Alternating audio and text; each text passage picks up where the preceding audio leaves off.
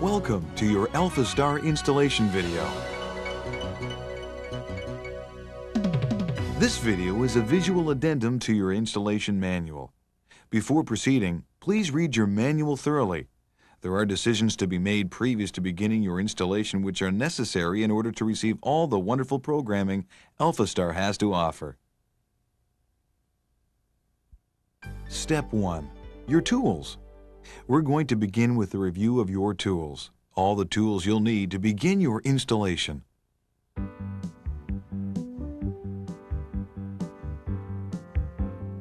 Laid out before you, from the right, are your tools. A felt pen, a Phillips screwdriver, a common screwdriver, a knife, a set of wire cutters, a 7/16 inch wrench, and half-inch wrench. Either a socket, open end, or box end will do. On top, you'll need a small level or small plumb bob which we've made out of a nut and a piece of string. You'll also need a portable electric drill, and for some installations you'll need something heavier, like a hammer drill with a fairly long masonry bit to drill through brick.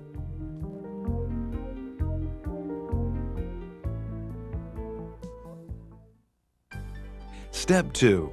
Your installation kit. In addition to this video, your installation kit will contain the following: an instruction manual, 25 feet of coax cable,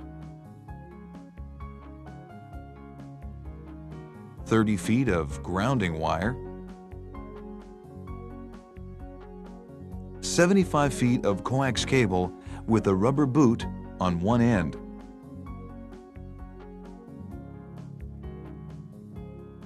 Inside the larger bag within the kit are 4 11-inch cable ties, a small compass, a tube of silicone adhesive sealer with a spout,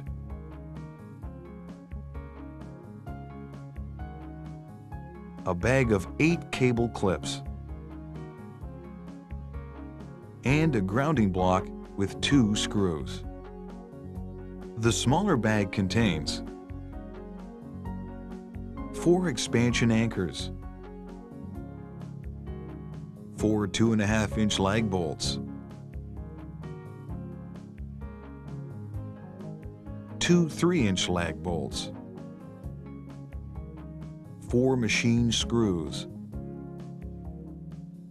and 4 flat washers. Step 3.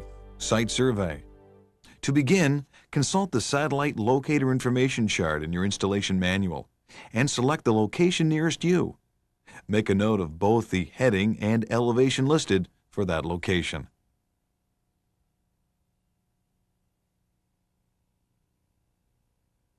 Now, with your supplied compass, go to where you intend to place the dish. Hold the compass in a position so the dial can be easily read and rotate it until the red arrow is directly over the N. Identify the number on the compass that corresponds to the heading number you noted from your information chart. This is the direction your dish must point to receive the satellite signal. For quick reference, pick out an object or landmark in the distance. Using the number you noted as elevation from your information chart, draw an imaginary line over the top of the reference point you picked. This will be the elevation your dish will point and must be clear of obstructions. Step 4. Assembly of the dish antenna.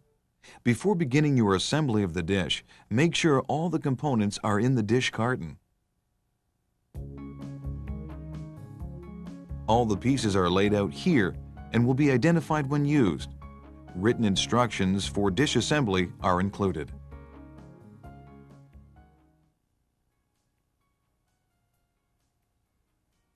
To begin assembling the dish, simply slip the mount bracket onto the feet support arm and attach with 2 screws and bolts.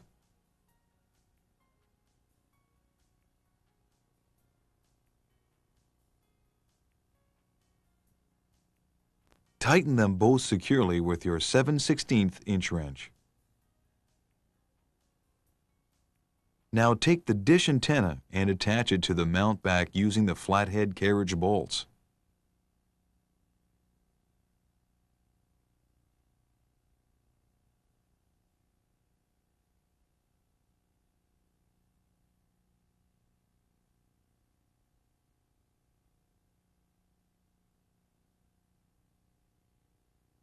Once again, tighten them all securely with your wrench.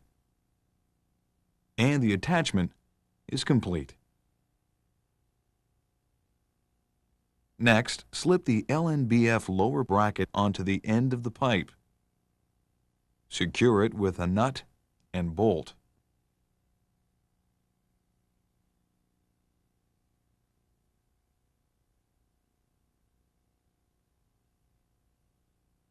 Tighten with your flathead screwdriver. Now attach the LNBF and the LNBF upper bracket. The top half of the LNBF bracket should have the number 3 on the right and the number 15 on the left as you face your dish. Secure both sides with nut and bolt.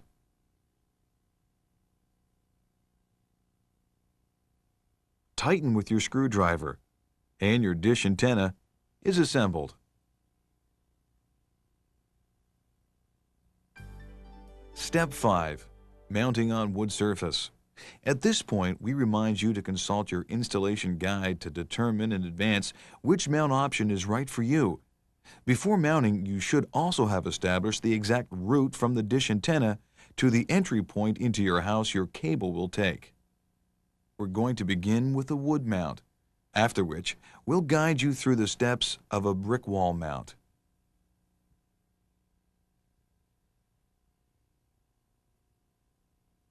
Approach the site with your MAST standpipe and place the bracket flush with the surface. Make sure the dish will have enough clearance on both sides. Now take your felt pen and draw a pilot hole through the upper right bracket hole. Using a 3/16 inch bit, drill your pilot hole.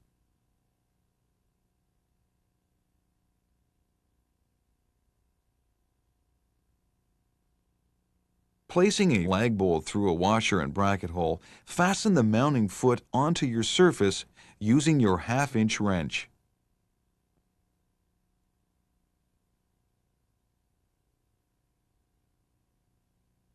Now, take your level and place it on top of the edge of the bracket, moving the entire MAST standpipe until the bubble is centered.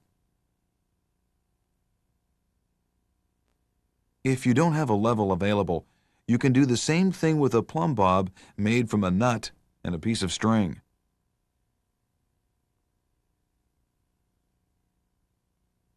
Next, without moving your MAST standpipe, drill your 3 other holes and install and tighten the remaining mounting bolts and washers.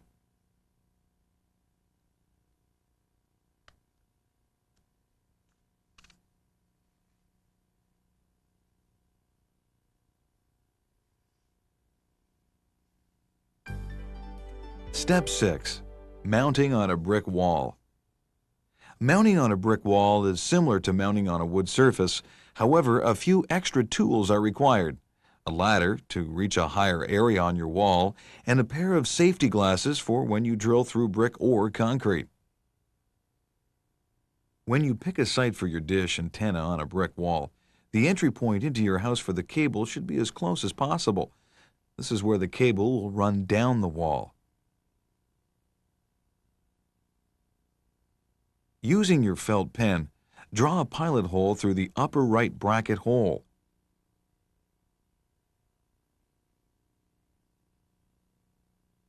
Drill a pilot hole using a small masonry bit where the position is marked.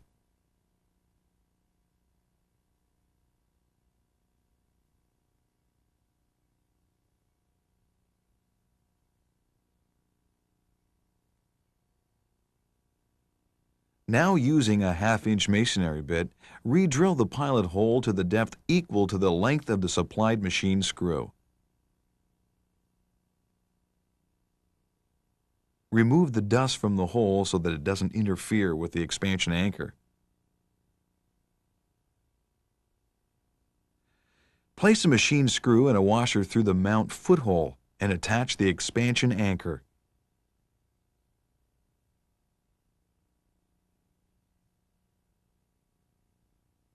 Then place the mounting foot flush against the wall, inserting the expansion anchor into the drilled hole. Using a large screwdriver, tighten the machine screw securely.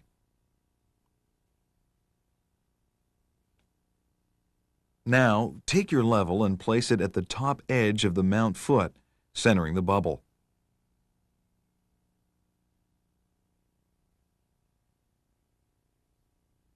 Holding the level and mount foot in place, drill the remaining pilot holes.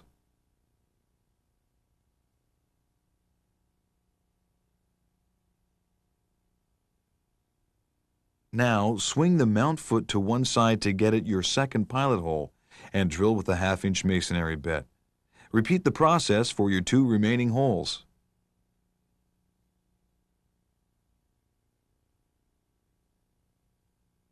Insert the remaining expansion anchors directly into the holes you've drilled so that they're flush, and then put the mount foot back in place.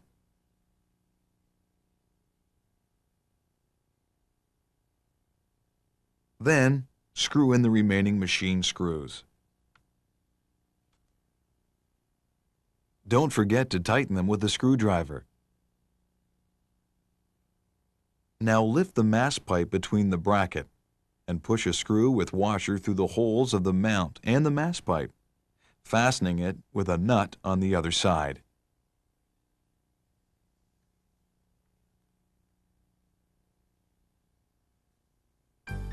Step 7. Aligning the MAST pipe on a wood surface.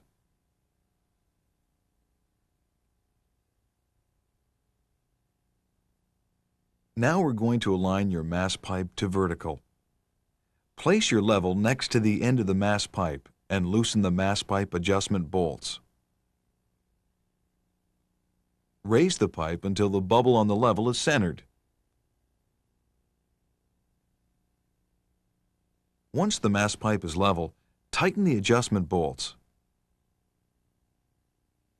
Check your level again, as the MAST pipe might have moved a bit.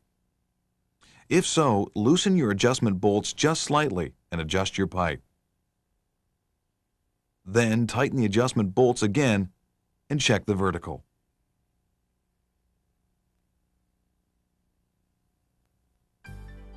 Step 8. Aligning the MAST pipe on a brick wall.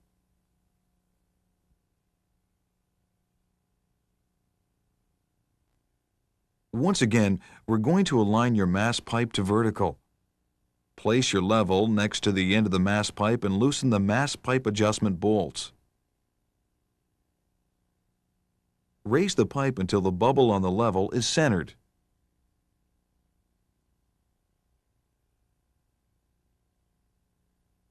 Once the MAST pipe is vertical, tighten the adjustment bolts again.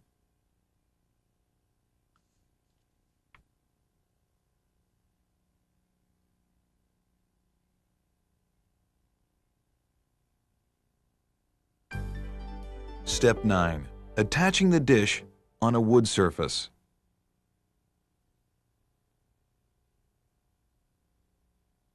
Now we're going to attach the dish to your MAST pipe. While supporting the dish, carefully place it over top of the MAST pipe. Tighten the bolts so that the dish is secure but can still be rotated slightly.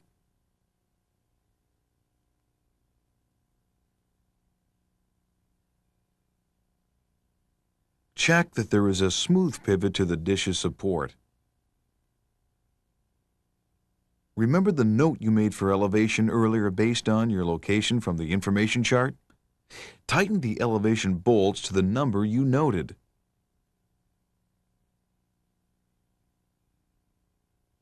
As you can see, we've adjusted our bolt to correspond with the location of our dish. If you're satisfied with your elevation, tighten all the remaining bolts, including the elevation bolt on the opposite side as well.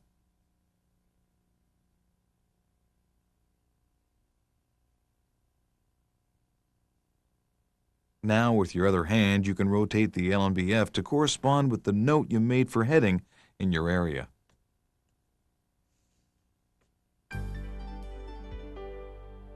Step 10. Cabling. Now that you're ready to begin running your coax cable, both the route your cable will take and the entry point into your house should be established in your mind.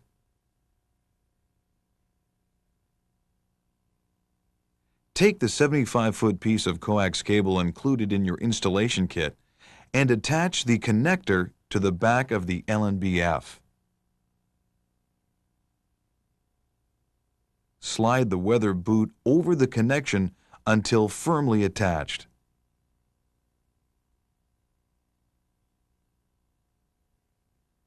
Now feed the other end of the cable through the opening of the LNBF mounting bracket.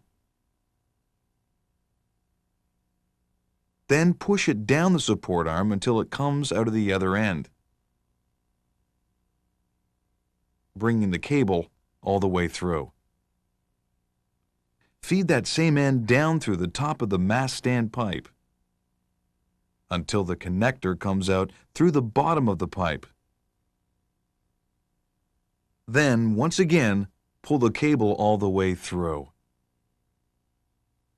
Now run the cable straight down your wall and secure it with cable clips.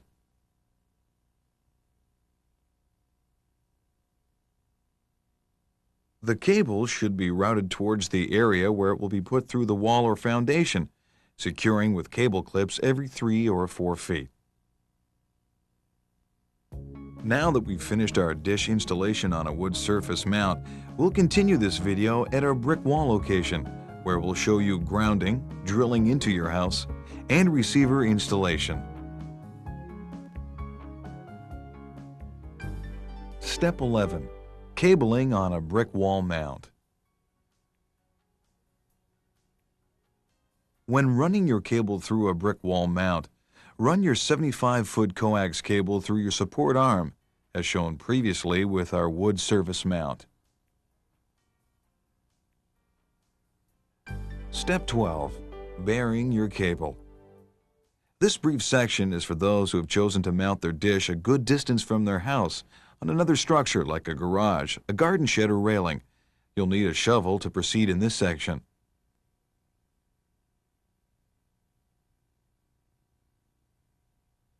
Determining your route is not difficult, and the cable needs to be only a few inches underground.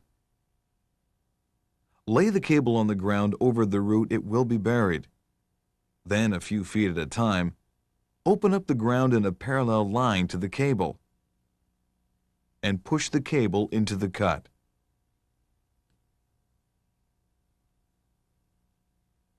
Remove the shovel and tap the sod down.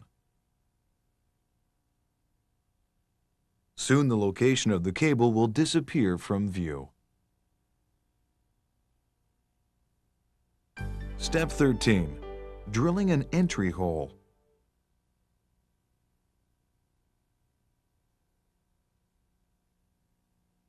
Now you can drill your entry hole into your house. Remember, you'll need a fairly long bit to drill into your basement.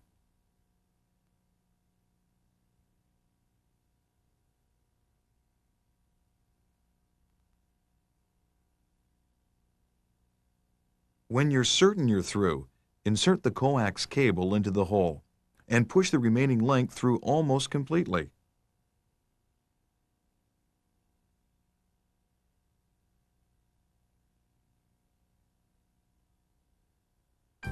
Step 14. Grounding the antenna. National and local electrical codes indicate that it's a requirement to ground the antenna directly and to insert a grounding block into the coaxial cable running from the outdoor antenna to the receiver inside the building.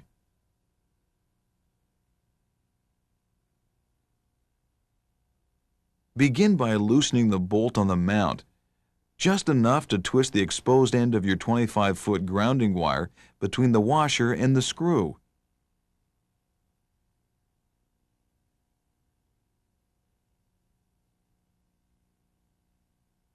Make sure it's twisted securely.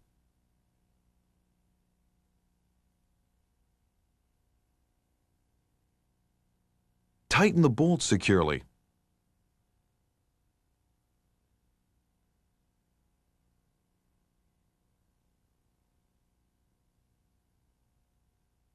Then, grasping both the grounding wire and the coax cable, slide your hand down in a straight line around them as you descend from your ladder.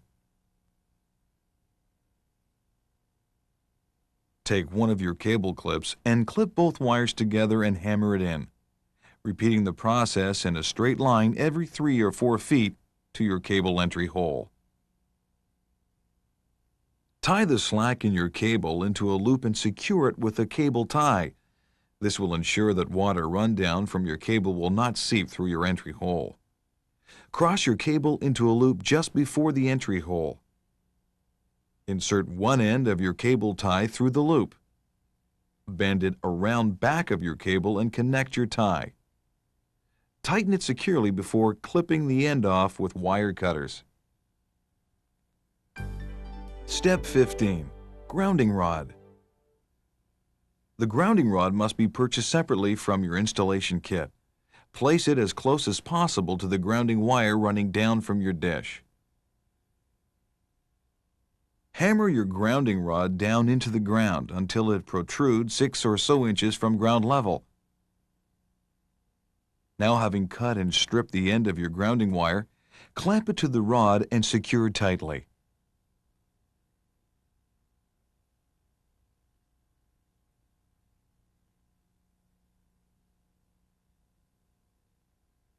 Step 16. Sealing the entry hole. In advance, ensure that the hole is free and clear of any dust, and thread the spout supplied with the 3-ounce tube of sealant.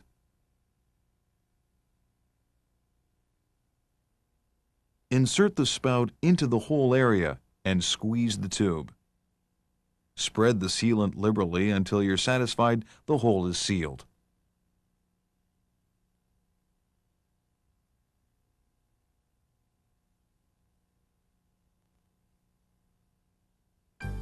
Step 17. The grounding block.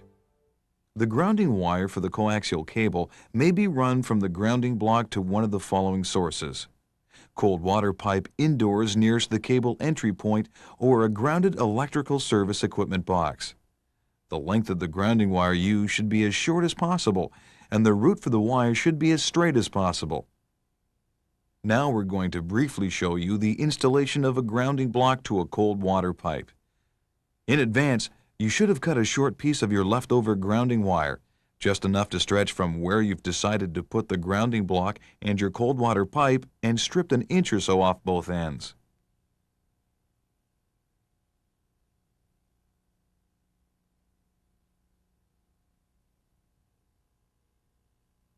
The block can be screwed into a beam near the cold water pipe.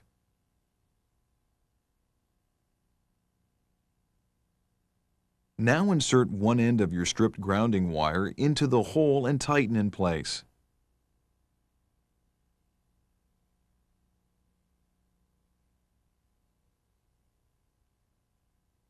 Secure a grounding clamp included with your installation kit on your cold water pipe and insert the other end of your grounding wire through the hole and tighten.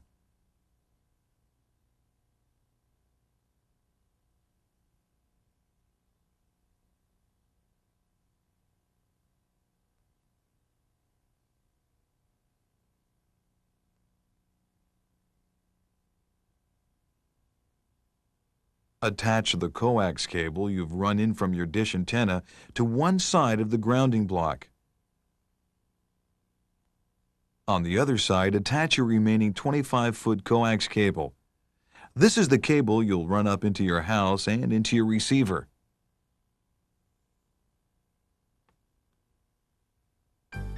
Step 18. Connecting your receiver. Now you're ready to connect your receiver. Here's just a reminder at this point. Do not plug in the receiver until you're fully connected, and never use any tool to tighten a coax connector. Coax cable connectors should only be finger tight.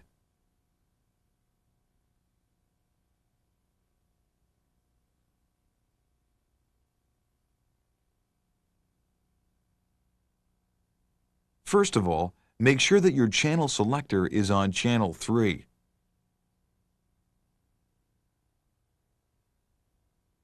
Next, take your coax cable from your dish antenna and connect it to the In From Dish identified spot.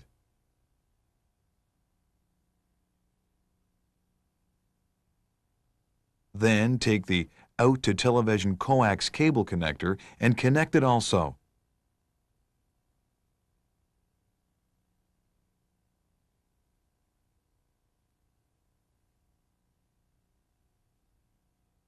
After that is the phone line connector in the identified spot. Now, if you have an off-air antenna, connect it to the in-from antenna jack.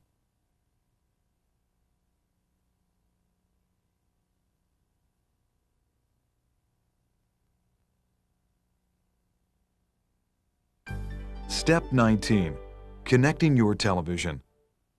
Now we'll move over, connecting your receiver directly to your TV. First, we'll take the Out to TV lead and connect it to the terminal that may be marked Antenna In or Cable In or Coax In on the back of your television.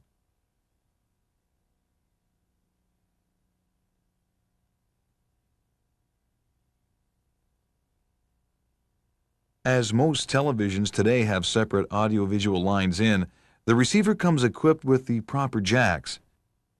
Just connect the cables to their indicated jacks on the receiver audio out, video out, and connect them to the indicated jacks audio, video in on your television. Step 20. Telephone connection. Now you must connect your receiver to your telephone line. The process is simple. Just remove your telephone line from the jack.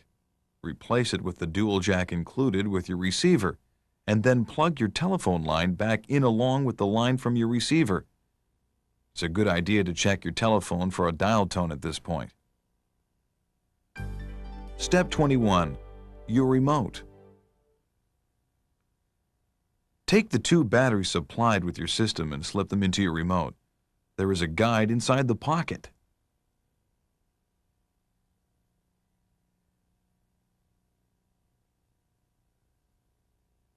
Press the power button on the remote. The programming preview may be on screen. If not, you'll need to fine-tune your antenna. Step 22. Fine-tuning. In this segment, you'll need to see and hear your television while adjusting your dish antenna. So make sure the volume is up, as there will be audio tone signals within the step. If this is impractical, have someone else watch and listen for you, and relay what is happening on your television. Also, you should confirm that your dish is correctly aligned to the compass heading, elevation setting, and LNBF rotation position that corresponds to your location as specified in the manual.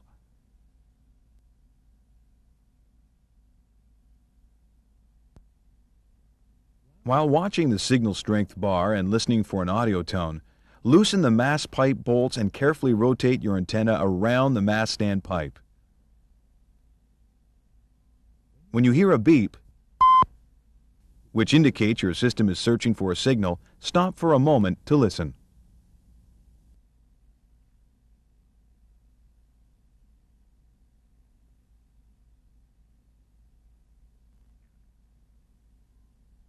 Another single beep means the signal is not yet the correct one, and you must continue your rotation.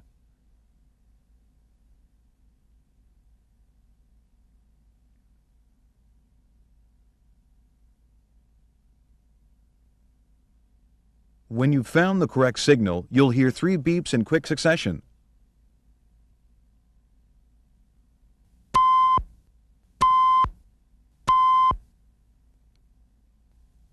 The description line will change to signal found, and then the screen will switch to signal quality, signal lock.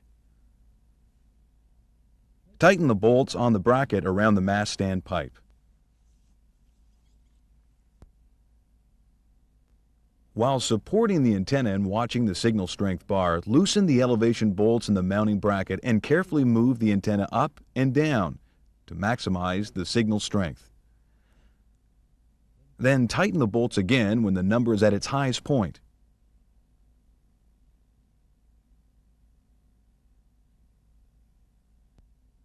Again, while watching the signal strength bar, move to the front of the dish. Loosen the LNBF screws and slightly rotate the LNBF clockwise. Then counterclockwise until the highest number is reached.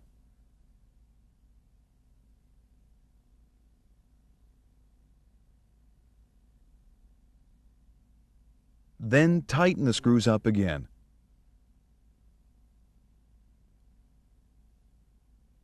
Your antenna is now fine-tuned and ready for service.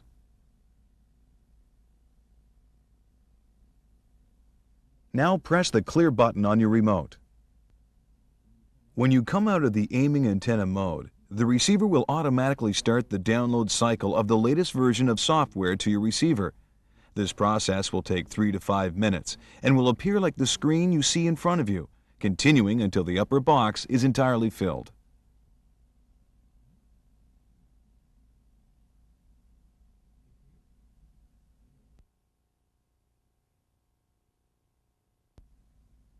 After the software is received, there will be a number of successive messages on screen.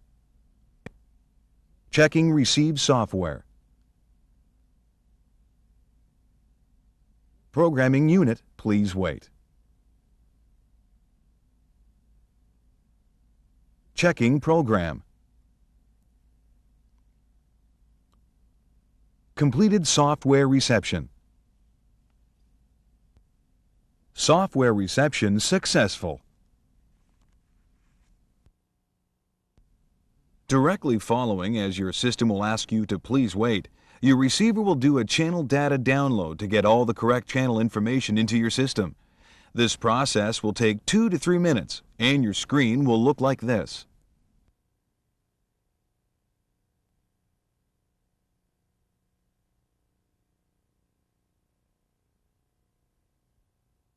When the channel information download is complete, you will have a picture on your screen, and your system is ready to be activated. Step 23, Activation. Now call the 1-800 customer service number included with your programming selections.